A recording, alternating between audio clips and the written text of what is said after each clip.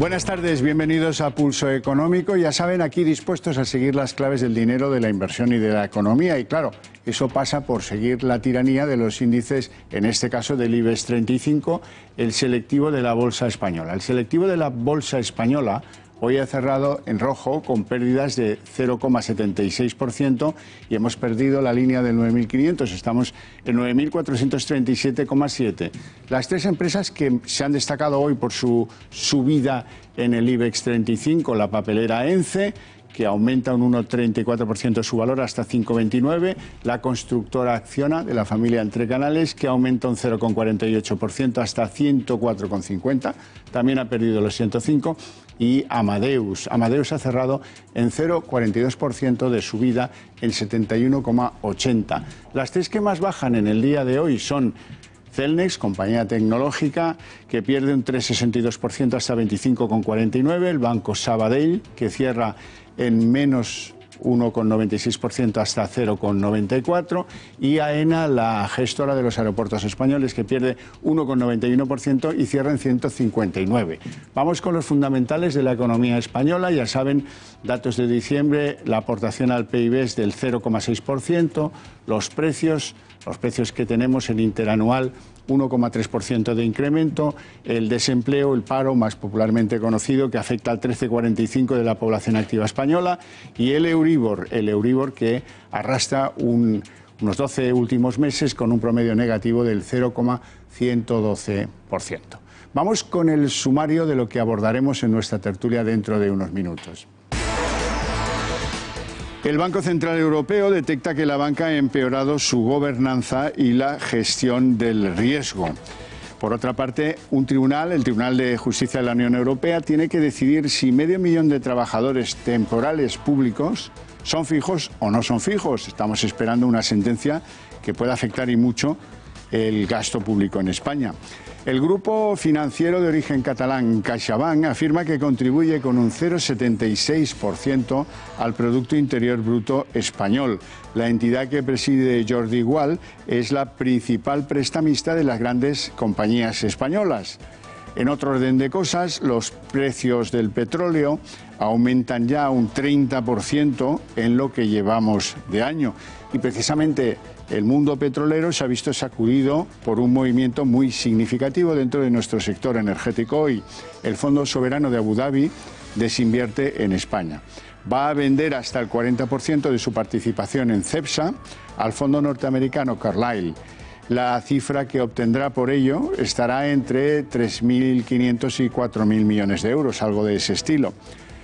Visto que el sector bancario está un poco confuso, el BBVA se enfrenta a una decisión que va a definir el carácter del nuevo presidente, Carlos Torres, y es si compra el 100% de una fintech británica llamada Atom Bank.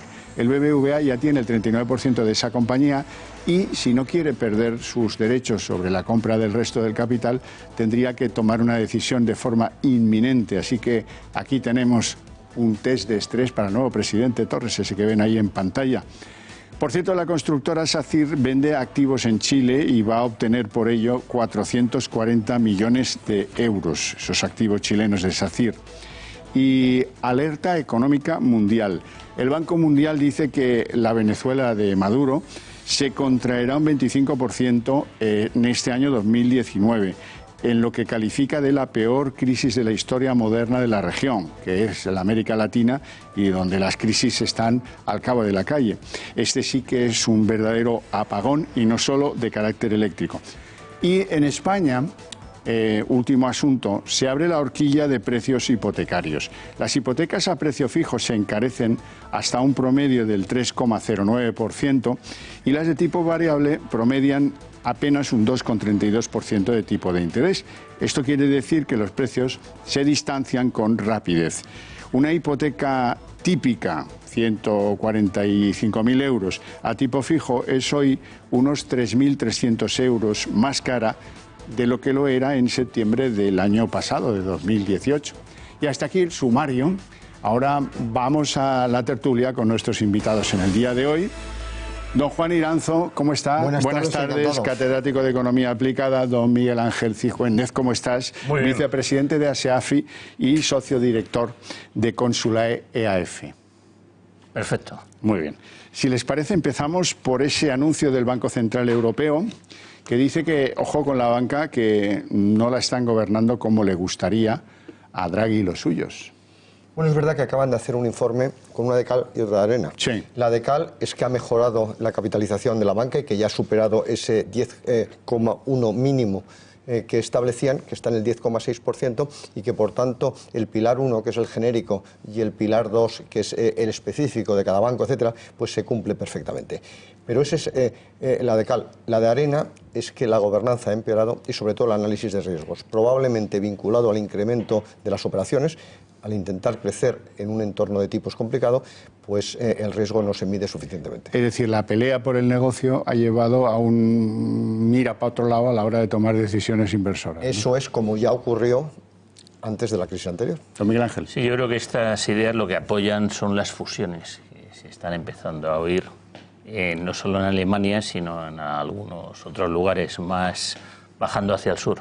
Sí, lo que pasa es que ya sabe que en la historia reciente de la economía española las fusiones no siempre han dado buenos resultados y les tenemos un poco de prevención, por lo menos en los últimos 20 años. Por cierto, el Brexit, gran drama en torno al Brexit.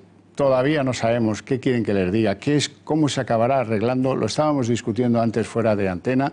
No tenemos una conclusión clara y ese es un tema lo suficientemente serio en el que nos podemos hacer tanto daño ellos y nosotros y ellos, que más vale no hacer especulaciones. Si acaso, también tómensela como algo especulativo. La tesis del ministro de Exteriores, Josep Borrell, que es partidario, dice que de un acuerdo entre Theresa May y Jeremy Corbyn. Esperemos que esas conversaciones que se están haciendo en la urgencia, a prisa y corriendo, puedan permitir llegar a un acuerdo interpartidario que permita aprobar este acuerdo de retirada que hasta ahora por 3 veces ha sido rechazado. Lo dice con la agonía, con la tristeza del que cuenta una milonga y se la quiere creer. Hombre, yo creo que la incertidumbre está presente. El peor de los escenarios es un Brexit sin acuerdo, obviamente para todos. Sería casi una explosión nuclear. Pero yo me atrevería a decir, y ya lo hemos hablado en otros programas, que muy probablemente los ciudadanos británicos se están planteando que fuera de Europa hace mucho frío. En Europa también, pero fuera muchísimo más. Y por tanto yo me atrevería a decir que este asunto todavía se puede llegar a replantear. Eso es lo mismo. Yo estoy esperando a ver si hay un segundo referéndum. Hay que tener en cuenta que los británicos no son de manifestarse. Y 1,5 millones de personas en la calle son muchas, ¿eh? Ya, pero yo creo que le temen todos como una pedregada a un nuevo referéndum y que a lo mejor hay algún acuerdo en la línea de obtener lo que otros tienen, como por ejemplo Noruega, sin mover ficha y sin hacer que la gente vote, no sea que el resultado vuelva a decir que nos vamos, que queremos irnos. Pero hay un asunto fundamental. Es que poner fronteras a Irlanda es muy complicado. Por eso ahí es donde yo creo que está el asunto fundamental por lo que se niegan a cualquier acuerdo. El talón de Aquiles, sí.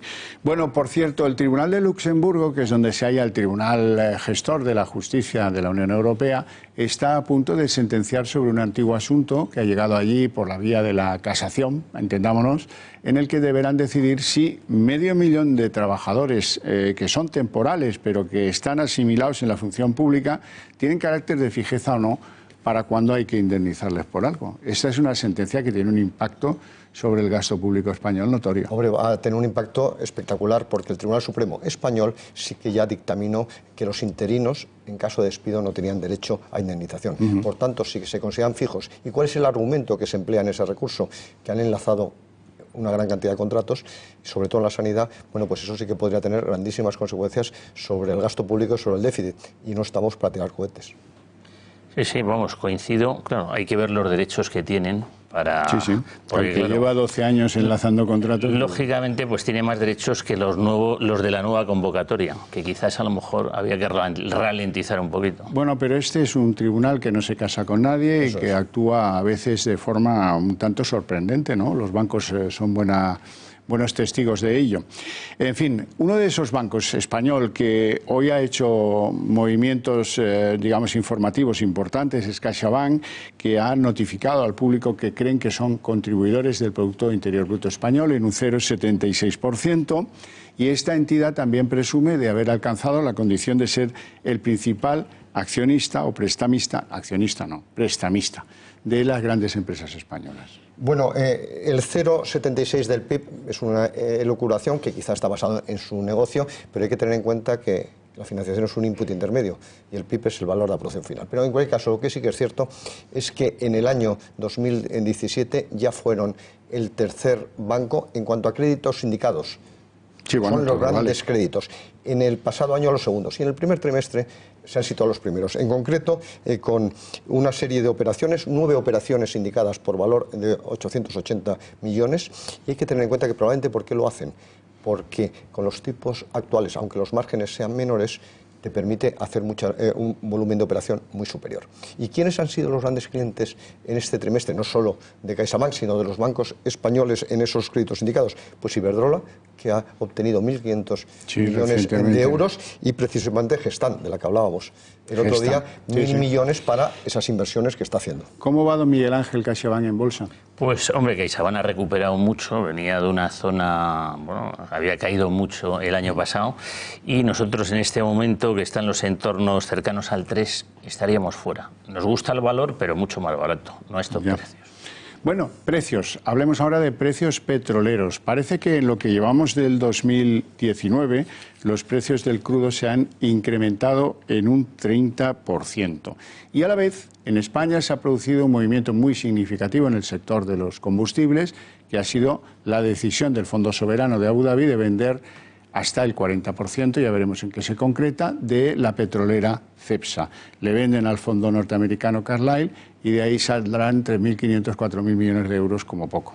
Hombre, los precios del petróleo en los últimos 14 meses han sido una montaña rusa, una volatilidad enorme.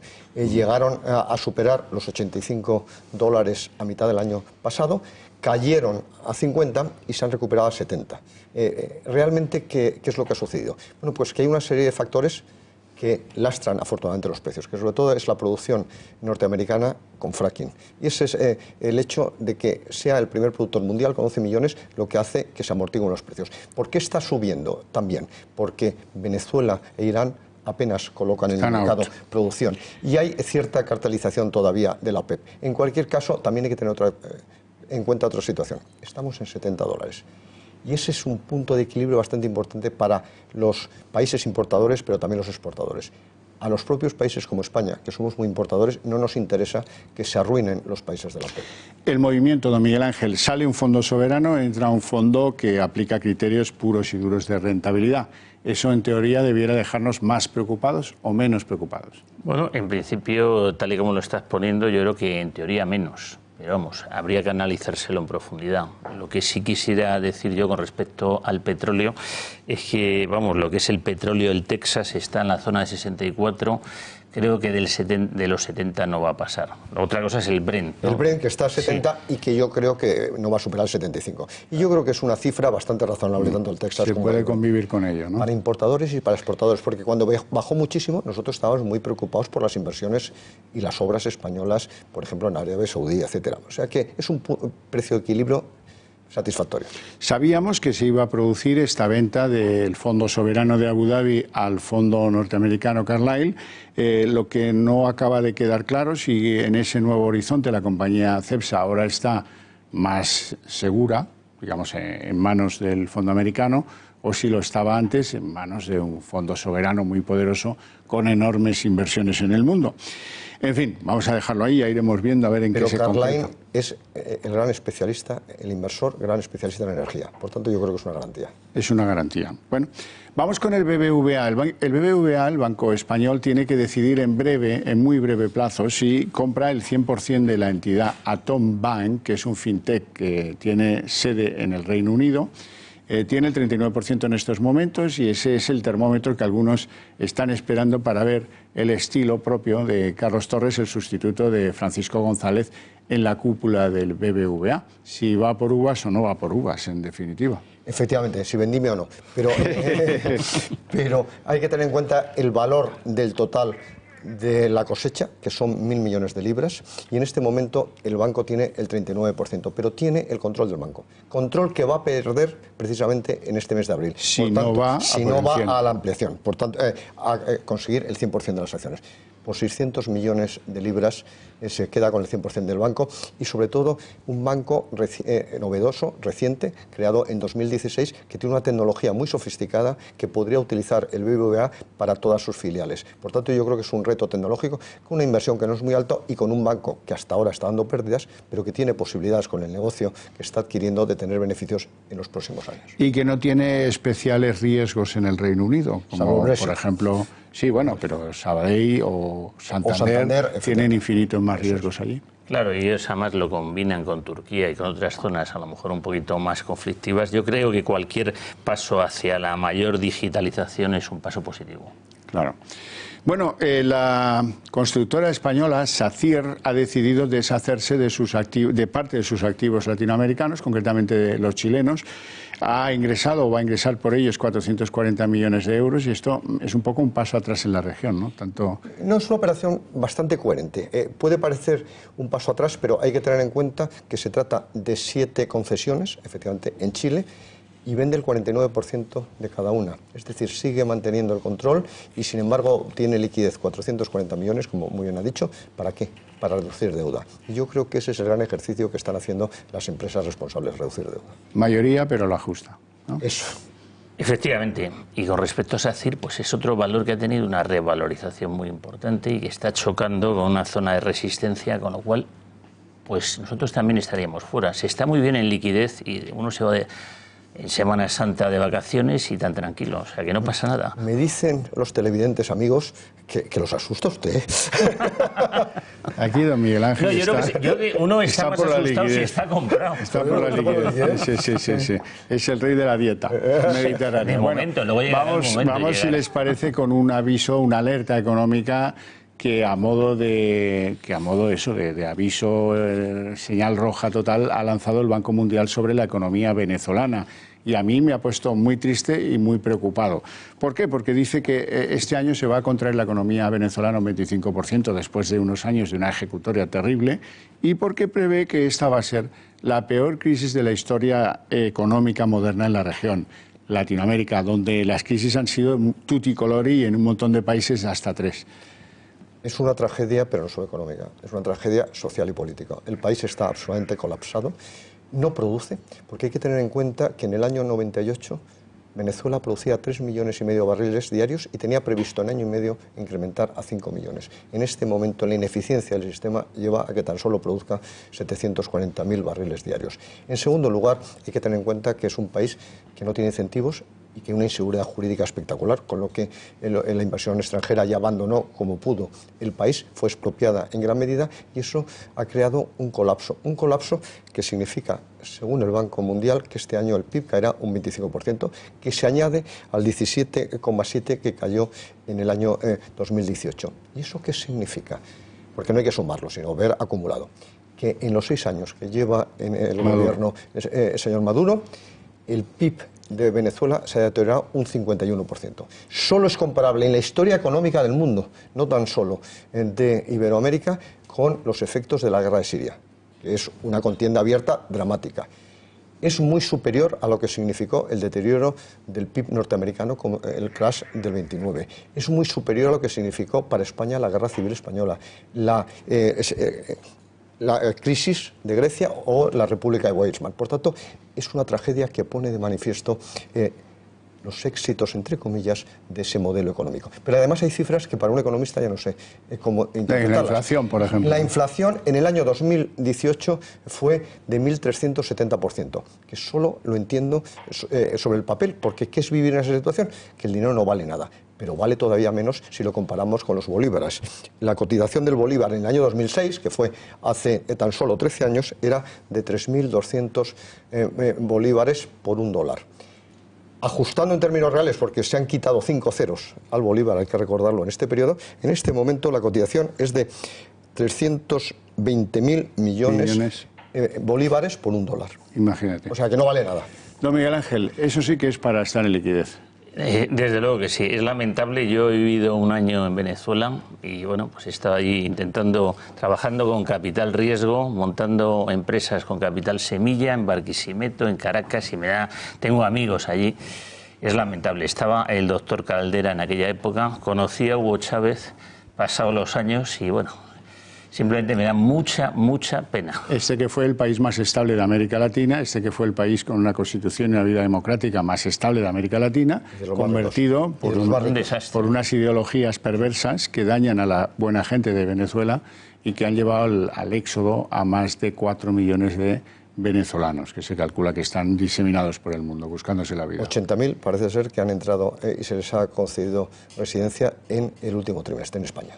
De tal manera que es un drama, pero yo creo que también es un ejemplo de lo que propugna este modelo comunista y de los éxitos de libertad y éxitos económicos que consigue. Que aquí todavía defienden algunos. Por cierto, que se habla, los venezolanos los tenemos aquí en nuestra sociedad, los vemos manifestarse, les vemos votar, les ayudamos, les queremos, los mimamos, porque se lo merecen, porque es gente seria, trabajadora, formada, pero luego están los que no han tenido tanta suerte, los que han tenido que ir caminando por la frontera a Brasil o a Colombia, y algunos de ellos, muchos de ellos, centenares de ellos han muerto en el intento. Eso es una de las cosas de las que se habla poco o no le interesa a mucha gente. Y ahora los recientes cortes de electricidad están provocando incluso muertes entre niños que están en las incubadoras. Es un drama social espectacular. Y humanitario, ante el que todavía hay determinadas resistencias políticas en nuestro país. Aquí hay gente que no está dispuesta a aceptar la realidad, que se impone tozudamente. Hablemos, por último, si les parece, de la horquilla de precios que se abren las hipotecas, los créditos hipotecarios. Resulta que alguno dirá, pues claro, normal. Resulta que el horizonte de tipos fijos empieza a ser más caro que el horizonte de tipos variables. Dice, hombre, no me extraña nada. Porcentajes, 3,09 para los precios fijos de las hipotecas. En hipotecas tipo, hay una especie de pseudoacuerdo en que se toma una hipoteca tipo el promedio de algunas, ¿no? En cambio, las de tipo variable promedian un 2,32%. Pero, amigo, ¿quién asume un compromiso a tipo variable? Si nos han estado contando los que saben que no lo hagamos, ¿no? Y en esas está el ciudadano español. Sí, vamos, yo sigo prefiriendo las de tipo fijo. En este momento, aunque haya esa diferencia, que tampoco es una diferencia tan importante, vamos, en porcentaje sí es importante. Se va a abrir la horquilla, ¿eh? Esto es ahora, en este momento, pero previsiblemente se distanciarán los precios. Porque los televidentes nos hacen caso. Don Javier, nos hacen caso. Estamos asesorando y estamos recomendando pasar y comprar nuevas hipotecas a tipo fijo, y eso que ha significado que en el último año han crecido mucho más que a tipo variable. Y si aumenta la demanda, pues evidentemente se encarece. Pero es completamente lógico, yo estoy con usted, en que hay que estar a tipo fijo, porque aunque a corto plazo no van a subir los tipos, a muy largo plazo sí. El interés del tipo fijo ahora determina que una hipoteca también promediada ahora sea 3.300 euros más cara que lo era en septiembre del año pasado. Sí, pero el riesgo también a medio plazo es mucho mayor. Por tanto, yo creo que es en este también momento pagados. Renunciar a liquidez están bien pagados frente a lo que puede significar el futuro, porque además estamos hablando de hipotecas a 30 años, no estamos hablando a 2 o 3 años. Don Miguel Ángel, ¿qué le parece? Bueno, pues que opino exactamente. Seguiría estando en los tipos fijos, ¿no? Por supuesto, en tipos fijos. La tranquilidad también tiene un precio, ¿eh? Claro, dormir la tranquilidad también tiene un precio. Eso es un buen eslogan, sí, alguno se lo va a comprar, ya verá. Haz que pase, que la tranquilidad sea un activo. Bueno, vamos con la pregunta que yo les pido a los espectadores a través de nuestro correo, el correo del programa, pulsoeconómico@eltorotv.com, y que hoy nos dirige Juan Sobrado, desde Madrid, y pregunta, esta va para usted, ¿eh? Pregunta, ¿hasta qué porcentaje de revalorización tendrá el IBEX hasta final de junio, o sea, medio año? Pues mire, brevísimamente, yo estoy en el plan en el que estoy con los mercados porque es que la mayoría de los analistas, mis compañeros, están todos alcistas. He ido repasando hoy en Twitter, todos alcistas, y entonces eso me preocupa mucho, cuando todos están alcistas. Luego hay un adagio que en la bolsa que dice, sell in May and go away. Estamos muy cerca de May, de mayo, vende en mayo y márchate de la bolsa, después de una revalorización entre el 10 y el 15%. Pues hombre, yo creo que la revalorización que va a haber, mire, por arriba a lo mejor el 9.600 y por abajo el 9100 o el 9000. Esa es la horquilla que doy, porque no me he traído la bola de cristal hoy. Visto. Don Juan Iranzo. Hombre, evidentemente estamos ante un gran experto en bolsa, pero si yo estuviera seguro de cómo va a estar, en primer lugar no lo diría ahora. No vendría aquí, estaría... Solo vendría al programa, pero no trabajaría nada más. Estaría en Miami jugando al golf y tomando el sol. Y lo haríamos por videoconferencia. Pero en resumen, ¿creen que en junio la bolsa nos habrá brindado algo más del 11% que se calcula que lleva acumulado? Yo creo que va a depender muchísimo de cómo el mercado valore el resultado de las elecciones. Y por tanto, el resultado de las elecciones va a significar que nos acerquemos a ese 9.600 o que desgraciadamente nos acerquemos más al 9.600. Si se disipa el Brexit también tendremos un empujón, un viento de popa, y eso siempre se agradece cuando uno navega, ¿verdad? Pero las elecciones, el resultado de las elecciones generales va a ser fundamental. No tenemos tiempo para más. Les espero mañana a las 8 en punto de la tarde. Hasta entonces no se olviden de que el dinero no duerme nunca.